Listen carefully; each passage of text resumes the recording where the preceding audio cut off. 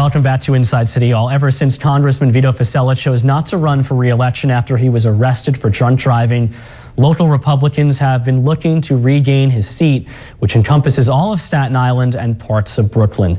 With just days to go before the GOP primary, two local Republicans are neck and neck for the shot at challenging incumbent Democrat Michael McMahon. And the two Republican candidates join us now for a debate. We welcome Michael Allegretti and Michael Grimm. Thank you for having us. Thank you for joining us. So, thank you. Appreciate it.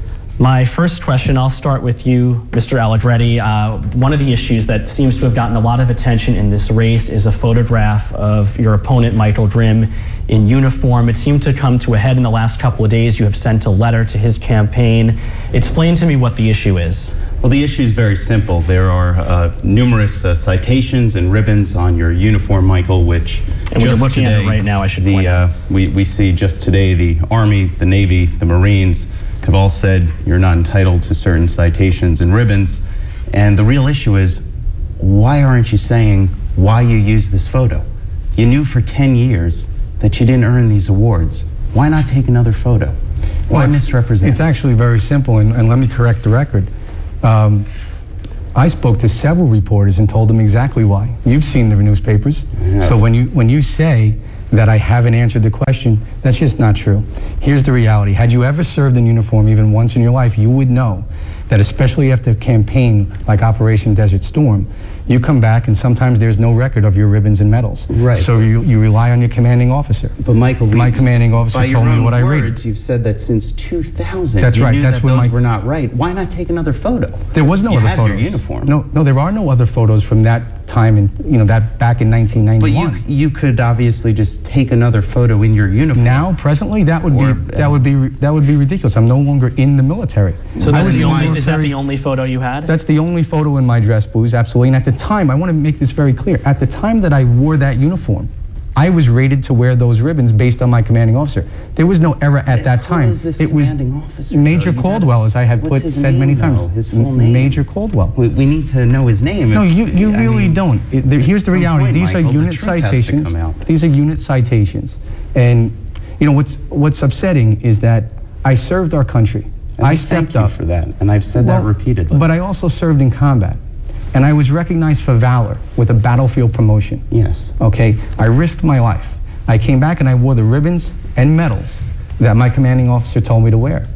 And now you have the audacity to challenge me after serving this country. You sleep under a blanket of freedom that I helped provide. You should just say thank you. Michael, I think that if you want to be the people's representative, first of all, you have to answer to the people. You have to be willing to get out and have a debate with people where they can ask you these questions. What are we doing right now? You're hiding in the shadows on this. Is this the shadows? We're on New York 1. That doesn't even make sense. The U.S. Army, the Navy, and the Marines have all said today in the City Hall News that your story doesn't add up. That's absolutely not true. My commanding officer said that we rate them, and I wore the ribbons that I proudly rated. But why would you ever use a photo now that you knew 10 years ago you shouldn't be using? It's very simple, because I'm very proud of my service. I'm very proud of exactly what I did. I fought for my country. Not once, not twice, but 3 times. I volunteered to risk my life. This isn't about your service. Sure it is. About your integrity, absolutely is. How you represent yourself. You want to talk about integrity. How does this affect his integrity? I mean, he was a Marine. There's just an issue of whether he should be wearing, I guess it's 2 ribbons. Unit citations. Well, it's actually more than that, and that's come to light today. There's even questions about whether he was joined to this Army unit, as you've said in many speeches. That simply isn't true. Which Army unit? You've claimed in many speeches, obviously, that as your unit was attached to an Army unit during the war. Actually, what I said was that I was the first to volunteer to go on a very dangerous mission. But you never go into the details, Michael. I'll be happy to give you details. If you let me speak, let me tell you the details. Quickly. Right before the ground war started, they needed 2 volunteers. They said it was going to be a very dangerous mission. Before the staff sergeant finished his sentence, I was the first to step up and volunteer. When I got there, a lieutenant colonel, I believe it is, told us, look to your left and look to your right. One of you will not come home. Write a letter home tonight because you may not return. I stepped forward and I volunteered. The second day, my vehicle was driving down through a minefield and it was exploded by an anti-tank mine. My commanding officer, Major Caldwell, after that incident said, you can go back. You can go back to the rear, which your original unit, because you've tempted fate. Fate. Then I volunteered yet again in another vehicle to go down that same road. That night, in the pitch black, they needed volunteers to walk prisoners through a minefield to bring them to safety, the Iraqi prisoners. Michael, I then volunteered to do that. And at the end of that, I was put in for valor for battlefield promotion. That's the story of my career. And had there been any inconsistencies with my career, I never would have been able to become a special agent of the FBI. And obviously, they did an incredible background check on me, and my integrity and character was good enough for the FBI. Quick response, then we have to move on to another topic. Simply, the stories are great, Michael, but this isn't Hollywood. People want to know the facts, and you need to present them. And I just did. No, you need to it seems like provide documentation. It seems like Hollywood to you because you've never served. What I've done in my life, you've seen in the movies. That's the reality. Michael, the story that you've spun through this campaign is what I've seen in the movies. Well, actually, the letter was written and it's not to just General about Caldwell. the military. But let's get back to the issue. Well, let me ask another question. This is directed towards you. There have been some questions, I guess, about your residency. I understand you own an apartment on 23rd Street in Manhattan. You were living in Brooklyn. Now you're living on Staten Island. Just clear it up. Where are you living at the moment? How long have you been living there? Absolutely. And I actually cleared it up on the steps of City Hall. This is a perennial trick of the old political machine on Staten Island. Born and raised in Brooklyn. Spent years living in Boston. Obviously, I went to school there, and I'm sure you spent years abroad, obviously, in Iraq and elsewhere, and spent some years living in Manhattan. I own property here, but I have always been a lifelong resident of my district. I paid my taxes there. Can I just ask you a question? I You just said you there, lived in Manhattan. If you lived in Manhattan, how are you a lifelong resident? Because, Michael, where you pay your taxes, where you vote, where you hold a driver's license, that place you call home, where you know your neighbors, That's where people absolutely know not true. you, is your residency. No, where you live a certain amount of days out of the year legally is your residency. Yeah. Yes. So. And you lived for years in Manhattan. In fact, you wrote a check as a campaign contribution to Senator Marty Golden in 2003 listing Horatio Street as your residence. Then you wrote another campaign check in 2008 listing 555 West 23rd Street as your residence. Which I guess is further proof that I have roots in my community and actually know the people who are supporting me. No, the simple fact it is, only Michael, proves that you've lived in Manhattan for probably 7 years. So how, and you moved to Staten Island to run for office. And your That's current what address, proves. how long have you lived at it? The current one on Clifton Avenue, I've lived at for over a year, and prior to that, I was in Brooklyn. And that Brooklyn address, is that within the district? Absolutely. And you also, I believe, you own a home with your mother in that district? Yep, where I was born and raised, where I went. You are renting an apartment in Staten Island, are you not?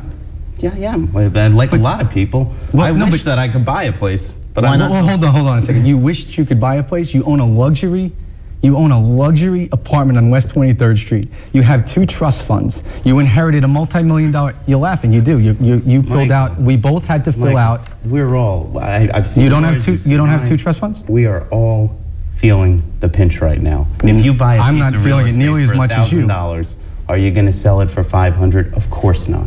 And that's the type of issue that we need in Washington. You're renting an apartment when you have a luxury apartment simply because you want to run for Congress in Staten Island. That's why you moved to Staten Island. And apart from your time abroad, how long have you lived in the district? I first moved to Staten Island in 1994. I bought my first house to settle down. I lived there for several years, and then I went back to Queens, and then I bought another house in 2004, which is where I live now. In between that time, obviously, I was gone undercover, but my legal residence, when you're away with the military, it's different than living in a luxury apartment in Manhattan just because you want to, and you can still say your other apartments and your houses. And let me ask you, another issue that has come up has been your voting record. I believe you have not voted in any primaries. That's correct. Why not? There's a couple of reasons. Looking back, should I have been more involved in the political process? Sure, I have. But I made the decision. I was not politically involved at all. Unlike my opponent, I've never worked for campaigns, was never politically involved. I chose my civic duties in the military and in the FBI. Michael, they have absentee ballots. I mean, you want to serve the people, you've got to vote in the process. You have to know the people. You have to come from a community. And when it comes, again, the reality is I chose to serve the way I wanted to serve, and that was with the military and the FBI. And there were plenty of times that I was actually away, undercover and so on, where I didn't keep up with the local politics. When you're in a position that I was in positions where if I made a mistake, I would lose my life. If I screwed up, other people could lose their lives. Those are the decisions I had to make over a long period of time. What does that have to do with voting? Again, Well, it's always the story, but never the response to your question. Well, I mean, since you haven't voted in any primaries, how do you expect Republicans to come out and vote for you? Well, it's very simple. I think they can see that I have the leadership to take us out of this terrible direction that this country is going, to create jobs, to get the economy moving, to reduce the deficit. At the end of the day, they want someone that's going to fight for them. If you look at my background, it says one thing. Michael Grimm is prepared to lead and to fight. He has the experience and the passion to do it. And that's why they're going to vote for me. Okay, hold your thoughts. We have to take a quick break. We'll have more of our debate in just a moment. And then with Carl Palladino rising in the polls in the Republican race for governor, does he have enough time and support to overtake Rick Blasio? Our Friday Reporters Roundtable will be here to weigh in. Stay with us.